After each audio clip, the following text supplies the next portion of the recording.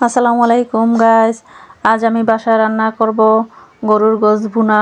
এজন্য আমি নিয়ে নিয়েছি 1.5 কেজির মতো গরুর গোশত, সাথে নিয়ে নিয়েছি কিছুটা হাড় এবং কিছুটা চর্বি। মিক্সড করে দিলে গরুর গোশতটার স্বাদ অতুলনীয় হয়। এবার আমরা গরুর গোশতটাকে সুন্দর করে পরিষ্কার করে নেব।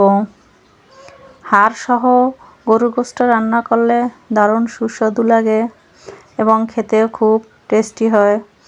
এবার আমি নিয়ে নিলাম পেঁয়াজ কুচি পরিমাণ মতো, আদা রসুন বাটা এবং জিরা গরম মশলাও কিছুটা বেটে নিয়েছি।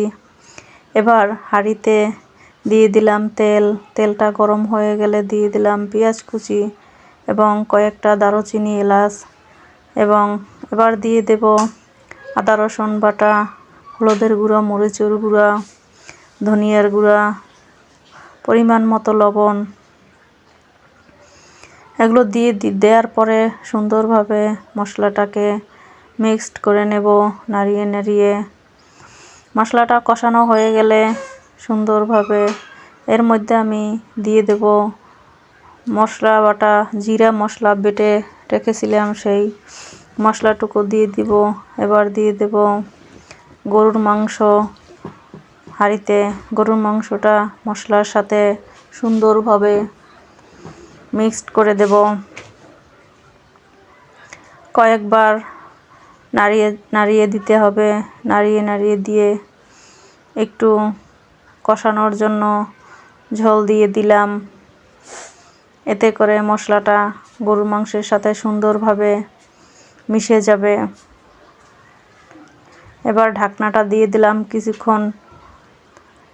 এবার আমি নিয়ে নিলাম ডায়মন্ড আলু। গরুর মাংসের মধ্যে আজ কয়েকটা আলু আমি দিয়ে দেব, কারণ বাচ্চাদের আলু খেতে খুব পছন্দ। এবার গোশতটাকে আবার একটু ঢাকনা তুলে নাড়িয়ে নেব। গোশতটা তাড়াতাড়ি সিদ্ধ হওয়ার জন্য আমি গোশতটাকে কষানোর পরে প্রেসার কুকারে দিয়ে দেব। এতে করে গোশতটা তাড়াতাড়ি হয়ে যাবে। 5 থেকে 7টা সিটি দেওয়ার পরে আমি গোশতটাকে ঢেলে নিব। এখন আমি গোশতটাকে ঢেলে নিলাম হাঁড়িতে। গোশতটা মোটামুটি ভালোই সেদ্ধ হয়ে গেছে। এবার আমি আলুগুলো টুকরো করে কেটে নিলাম। টুকরো করা আলুগুলো গোশতের মধ্যে দিয়ে দিলাম।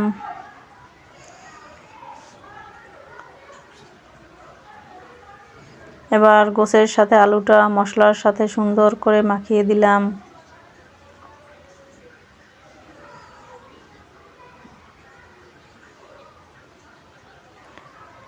মাখিয়ে দেওয়ার পরে পরিমাণ মতো পানি দিয়ে দিলাম এবং ঢাকনা দিয়ে দিলাম।